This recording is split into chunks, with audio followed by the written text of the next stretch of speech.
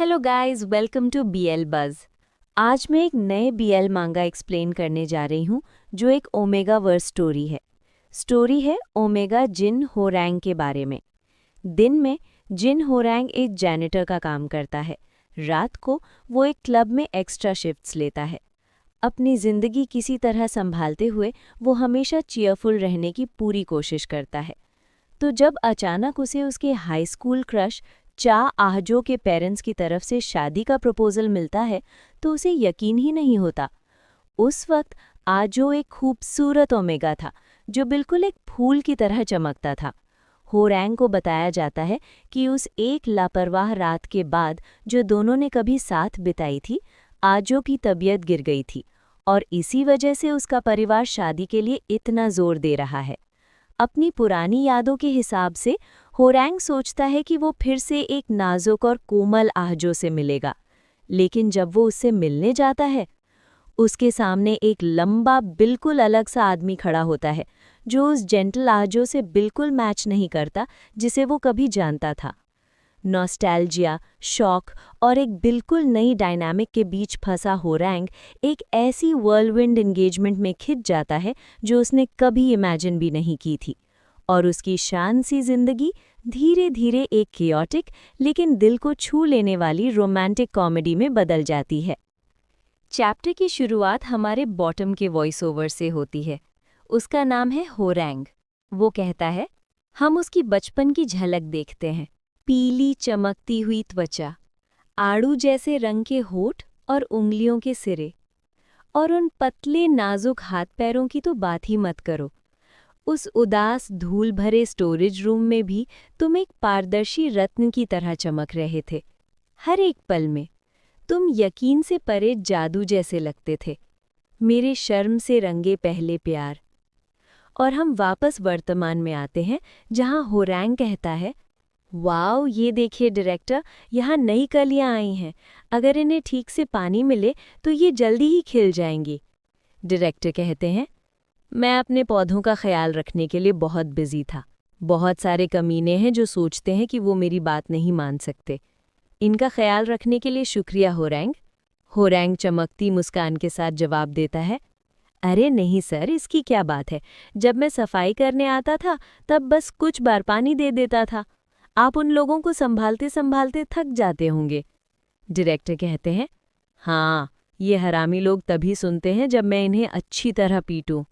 होरैंग कहता है, मुझे लगता है कि उन्हें समझाकर मनाना मारने से बेहतर होगा। और प्लीज़ पौधों के सामने स्मोक मत कीजिए। हवा की क्वालिटी पौधों के लिए बहुत ज़रूरी होती है। अगर हवा ख़राब हो तो शायद ये फूल ही न खिले। क्या मैं खिड़की खोल दूं? डायरेक्टर कहते हैं, ओह कम ऑन, बहुत ठंड है। सिर्फ एक फूल देखने के लिए इतना ड्रामा। पौधे को देखते हुए होरैंग सोचता है, लेकिन ये जब खिलता है तो कितना खूबसूरत लगता है, बिल्कुल उसकी तरह। फिर वो कहता है, मैं कल फिर सफाई करने आ जाऊंगा सर, और वो कमरे से निकल जाता है। डायरेक्टर जवाब देते हैं, सिया। चलते हुए होरैंग सोचता है, मेरा सिर दर्द कर रहा है। शायद एक चेन स्मोकर के आसपास रहना अच्छा नहीं। डायरेक्टर के ऑफिस की सफाई के बाद मुझे हमेशा थोड़ा चक्कर जैसा लगता है। लेकिन ये गंध सच में सिगरेट की है? चक्कर तो आता है लेकिन उल्टी जैसा नहीं लगता। ये तो जैसे जंगल की खुशबू हो। मुझे लगता है मैंने ये पहले भी कहीं सूंघी है। अचानक कोई उसका कंधा पकड़कर उसका नाम पुकारता है, होरैंग। वो उसका सहकर्मी होता है। वो पूछता है, तुम्हारी दोपहर वाली शिफ्ट खत्म हो गई? मेरे साथ शिफ्ट बदलने के लिए थैंक्स। सच बताऊं तो डायरेक्टर से थोड़ा डर लगता है। होरैंग कहता है, जी सब खत्म हो गया सर। डायरेक्टर इतने डरावने नहीं हैं। वो कभी कभी मुझे पॉकेट मनी भी देते हैं, काफ़ी अच्छे हैं। सहकर्मी कहता है, तुम जानते हो ना, ये जगह चलाने वाली कंपनी असल में कोई कॉरपोरेशन नहीं है, ये एक गैंग है। तुम खुशकिस्मत हो कि तुमने यहाँ देर से ज्वाइन किया। वो कमरा देख रहे हो? डायरेक्टर चा का छोटा भाई उसे इस्तेमाल करता था।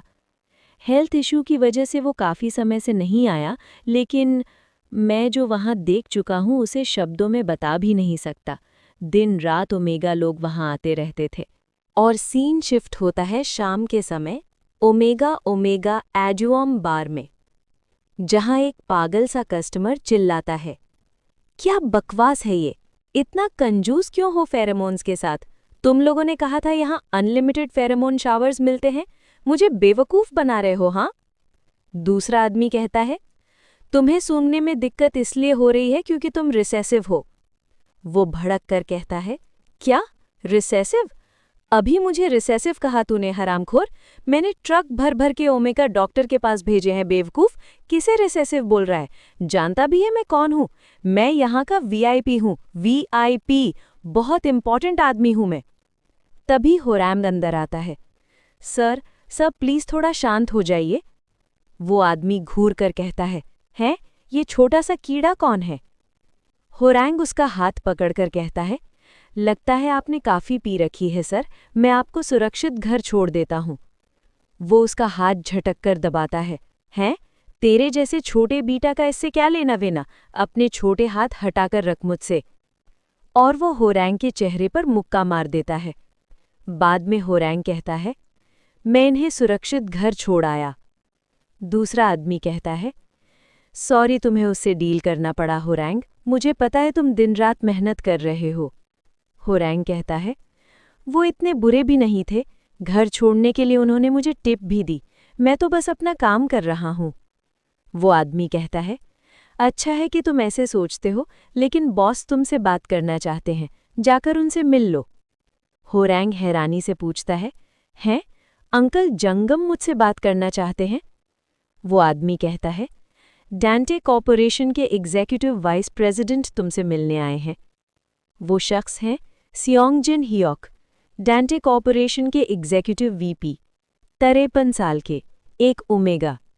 मैनेजर कहता है, माफ़ कीजिए आपको इंतज़ार करना पड़ा सर, ये है जिन हियोक होरैंग। होरैंग झुककर सिर नमाता है। आपसे मिलकर खुशी हुई सर, मैं आपकी क्या मदद कर सकता हूँ? जिन हियोक पूछते हैं, तुम ही जिन हियोक होरैंग हो, तुम्हारा जन्म 2000X में हुआ था?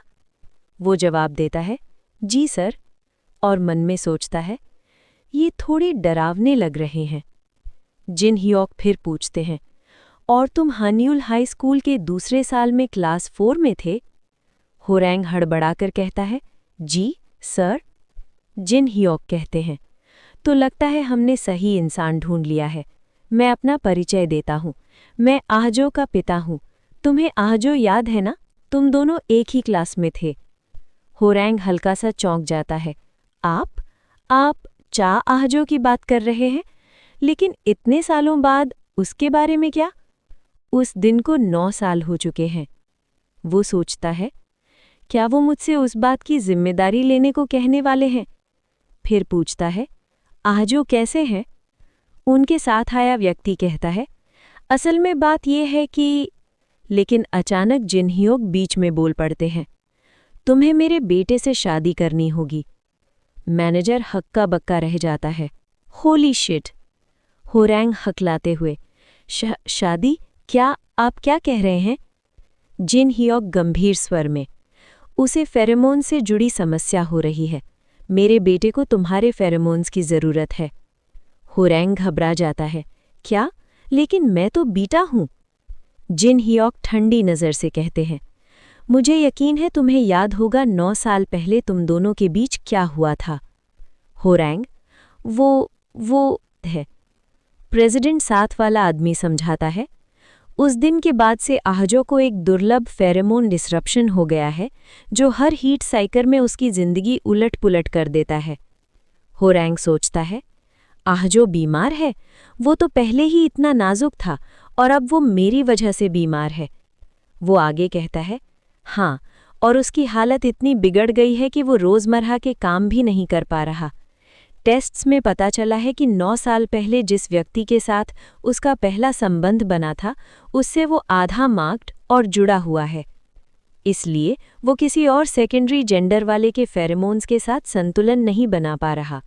इसका मतलब है कि वो तुम्हारे बिना अपनी ज़िंदगी आगे नहीं बढ़ा सकता, होरैंग। इसलिए हम तुम दोनों की शादी का प्रस्ताव लेकर आए हैं ताकि फुल मार्किंग हो सके। होरैंग घबराकर, पर मैं... उसका मैनेजर बीच में बोल पड़ता है, अरे होरैंग, इसमें सोचने की क्या बात है? तुम उसके बेटे की मदद करोगे। प्रेसिडेंट कहते हैं, बिल्कुल, ये इमरजेंसी है इसलिए हम इतनी रात में यहाँ आए हैं। अगर अभी आहजो का रट साइकिल शुरू हो गया तो वो खतरे में होगा। क्या तुम हमारे साथ चलकर अभी उसकी मदद नहीं कर सकते? होरैंग के मन में उथल-पुथल। वो इस हालत में मेरी वजह से है, मुझे तुरंत उसकी मदद करनी होगी। लेकिन उसके फेरोमोन्स को शांत करने के लिए मुझे वही करना होगा जो हमने तब किया था। नहीं, ये कैसे? जिन हियोक का चेहरा पीला पड़ जाता है, आंखों में खतरनाक सख्ती। मिस्टर जिन हियोक होरैंग, क्या तुम हमारा प्रस्ताव स्वीकार करते हो? होरैंग और उसका मैनेजर सिहर जाते हैं। उसी समय दूसरी तरफ एक मोटेल में हमारा मेन लीड टॉप चा आहजो एक फीके चेहरे वाले आदमी के साथ बिस्तर पर उलझा हुआ है। होरैंग सोच रहा होता है, मैं इस कार में इसलिए बैठा क्योंकि मुझे बोला गया था कि आजो डेंजर में है, लेकिन मैं एग्जैक्टली किस सिचुएशन में आ गया हूँ? मैंने कभी नहीं सोचा था कि उससे दोबारा इस तरह मिलूंगा। उसका दिल जोर से धड़क रहा था। तभी फोन रिंग होता है। जिन आजो के फादर कॉल रिसीव करते हैं। वो पहले ही फेंट हो गया, और आजो का क्या? क्या कोई सूटेबल कैंडिडेट नहीं मिला अब तक? दूसरी तरफ से शायद कुछ नेगेटिव रिस्पॉन्स मिलता है। उनका टोन थोड़ा ठंडा हो जाता है। फाइन, फिर उसे हटा दो। ये शब्द सुनते ही होरैंग के हाथ ठंडे पड़ जाते हैं। वो डर के मारे कांपने लगता है। वो किसी इंसान के बारे में ही बात कर रहे हैं ना? उसके दिमाग में 1000 सवाल चलने लगते हैं। शायद मुझे कह देना चाहिए कि मैं ये सब नहीं कर सकता, लेकिन तभी अंकल जंगम की बात याद आती है। होरैंग, तुम्हें लगता है इस मैटर में तुम्हारी चॉइस चलेगी? मिस्टर सेओंग के चेहरे को देखो। अगर तुम मना कर दोगे तो सिचुएशन तुम्हारे लिए और मुश्किल हो सकती है। सोच लो, क्या तुम वाकई मना करना चाहते हो? होरैंग चुप हो जाता है। कार रुकती है और वो लोग अपार्टमेंट के अंदर एंटर करते हैं। मिस्टर किम पोलाइटली कहता है, प्लीज इस तरफ। होरैंग इधर उधर देखते हुए सोचता है, तो ये है आजो का घर। सिर्फ कॉरिडोर ही इतना बड़ा है। एटमॉस्फेयर हैवी था। अजीब सा प्रेशर महसूस हो रहा था। मिस्टर किम धीरे से पूछता है, सर आपने सप्रेसेंट लिया है? फिर वो एक डोर के सामने रुकते हैं। ये उनका रूम है। जैसे ही डोर के पास पहुंचते हैं, एक स्ट्रॉन्ग फेरोमोन सेंट हवा में फैल जाता है। होरैंग एकदम से हिल जाता है। मुझे हल्का सा चक्कर सा क्यों आ रहा है? ये स्मेल बिल्कुल जंगल जैसी, फ्रेश फॉरेस्ट की तरह। उसकी सांसें हैवी हो जाती हैं। थ्रोट टाइट फील होता है। मिस्टर किम धीरे से कहता है, मिस्टर सेओंग, रिएक्शन काफ़ी स्ट्रॉन्ग है। लगता है हमें सही पर्सन मिल गया। सेओंग जिनयोक सिर्फ कामली ऑब्जर्व करते हुए कहते हैं, हाँ, लगता तो ऐसा ही है। होरैंग डर के साथ पूछता है, मिस्टर किम? लेकिन मिस्टर किम सॉफ्ट टोन में कहते हैं, होरैंग, हमें अफसोस है, अभी हम आपको कोई मेडिसिन नहीं दे सकते। थोड़ी देर में आप इस फीलिंग की आदत हो जाओगे। होरैंग आंखें बंद करके डीपली ब्रीथ करता है। मैंने ये सेंट पहले भी महसूस की है। ये सफोकेटिंग फीलिंग, ये आजो की ही सेंट है। उसका दिल एक पल के लिए रुक सा जाता है। मतलब वो इस डोर के पीछे है। मिस्टर किम उसे एक कार्ड देते हैं। ट्रीटमेंट के बाद इस नंबर पर कॉल कर दीजिएगा। होरैंग का कॉन्फिडेंस टूटने लगता है। मिस्टर किम, मुझे नहीं लगता मैं ये कर पाऊंगा। मैं वापस जाना चाहता हूँ। उसकी आवाज़ हल्का सा कांप रही होती है। मैं उसे फिर से उसी कंडीशन में नहीं देखना चाहता, और मैं डर रहा हूँ कहीं मैं उसे फिर से हर्ट ना कर दूँ। वो आंखें झुका लेता है। I am sorry. फिर उसकी नज़र सियोंग जिन्ह्यक की सीरियस एक्सप्रेशन पर पड़ती है और वो और ज़्यादा घबरा जाता है। आई एम सॉरी, मैं माफ़ी चाहता हूँ। मिस्टर किम हल्की सी साए लेकर कहते हैं, सर, आपने उसे डरा दिया। सियोंग जिन्ह्यक थोड़ा सरप्राइज टोन में कहते हैं, क्या? मैं तो बस देख रहा था। फाइनली होरैंग हिम्मत जोड़कर रूम के अंदर एंटर करता है। वो अपनी नाक हल्का सा कवर करता हुआ धीरे से कहता है, एक्सक्यूज़ मी। अंदर जाते ही वो सोचने लगता है, ये लिविंग एरिया कितना बड़ा है और इस घर का हर कोना उसी सेंट से भरा हुआ है। वो इधर उधर देखकर पूछता है, आजो, कहाँ हो तुम? फिर उसकी नज़र बेडरूम की तरफ पड़ती है। बेड पर कोई ब्लैंकेट में लिपटा हुआ बैठा है, चेहरा पीछे की तरफ। होरैंग धीरे से सोचता है, ओह, वहाँ है। वो हल्की सी आवाज़ में बुलाता है, आजो। जैसे ही आजो मुड़कर देखता है, होरैंग एक पल के लिए फ्रीज हो जाता है। उसके गाल हल्की सी लाल हो जाते हैं। वो ऑकवर्ड सी हंसी के साथ बोलने लगता है, हे आजो, it's been a while, great to see you. तुम बिल्कुल नहीं बदले। मैं ठीक हूँ, तुम कैसे हो? रूम में साइलेंस छा जाता है। आजो कुछ जवाब नहीं देता। होरैंग की नज़र उसके कान के पास जाती है। वो पुराना निशान, ये उस दिन का स्कार है। उसका दिल हैवी हो जाता है। मुझे तुमसे प्रॉपर्ली माफ़ी मांगनी थी। मैं सोचता था कभी फिर मिलूंगा, लेकिन इस तरह कभी नहीं सोचा था। तभी अचानक आजो उठकर उसके पास आता है और होरैंग को जेंटली बेड पर गिरा देता है। होरैंग का दिल जोर से धड़कने लगता है। वेट, मुझे उसकी हेल्प करनी है ना, लेकिन अगर मैं फिर से उसे हर्ट कर दूं तो शायद मुझे यहीं रुक जाना चाहिए। फिर वो आजो के चेहरे को देखता है। वो भी हल्का सा ट्रेम्बलिंग लग रहा है। अगर मैं चला गया तो आजो को अकेला ही सब फेस करना पड़ेगा। होरैंग धीरे से कहता है, डर मत, मैं यहाँ तुम्हारी मदद के लिए हूँ। मैं इंश्योर करूँगा कि तुम्हें फिर कभी हर्ट ना हो। क्या तुम मुझ पर ट्रस्ट कर सकते हो? एटमॉस्फेयर इंटेंस हो जाता है। लेकिन फिर सिचुएशन उलट जाती है। होरैंग को अचानक रियलाइजेशन होता है, वेट, मैं बॉटम हूँ? वो घबराकर उठता है और भागने लगता है। भागते वक्त उसके हाथ में एक प्लेट आ जाती है और गलती से वो सीधा आइजो के फेस से टकरा जाती है। आइजो हल्का सा रिएक्ट करता है। That hurts. होरैंग बैल्कनी की तरफ भागता है। मैं जा रहा हूँ। अब वो फॉरेस्ट जैसा सेंट इतना ओवरवेलमिंग नहीं लग रहा। वो खुद से बोलता है। लेकिन ये आइजो नहीं हो सकता। वो तो एक फ्रैजाइल सॉफ्ट ओमेगा था। ये आदमी बिल्कुल अलग लग रहा है। तभी आइजो पीछे से आता है। Found you. होरैंग सीधा पूछ लेता है, तुम आइजो नहीं हो राइट? तुमने शायद उसकी तरह दिखने की कोशिश की है, लेकिन कोई भी अपनी असली पहचान नहीं बदल सकता। मैं बेवकूफ़ नहीं हूं। आइजो सिर्फ शांत रहकर सुनता है। बेर? वो हल्की सी कंफ्यूजन से रिपीट करता है, फिर कामली कहता है, ये ड्रामा अब काफ़ी लंबा हो गया। पहले तुम भागे, अब मुझे ही फेक कह रहे हो। तुम यहाँ काम के लिए आए हो, फोकस क्यों नहीं करते? होरैंग गुस्से में कहता है, मेरे पास मत आना। सिचुएशन थोड़ी हीटेड हो जाती है। होरैंग इम्पल्सिवली रिएक्ट करता है और आइजो उसका हाथ पकड़कर रोक लेता है। आइजो सीरियस टोन में कहता है, सुबह होते ही मैं तुम्हारे एजेंट से कंप्लेंट करूंगा। प्लीज़ अपना काम प्रोफेशनल तरीके से करो। होरैंग फिर से भागने की कोशिश करता है। तुम झूठ बोल रहे हो, मैं तुम्हारी बातों में नहीं आने वाला। लेकिन आइजो वक्त पर उसे पकड़ लेता है। इतना रेजिस्ट करने की क्या ज़रूरत है? शायद हमें इस सिचुएशन को कामली हैंडल करना चाहिए।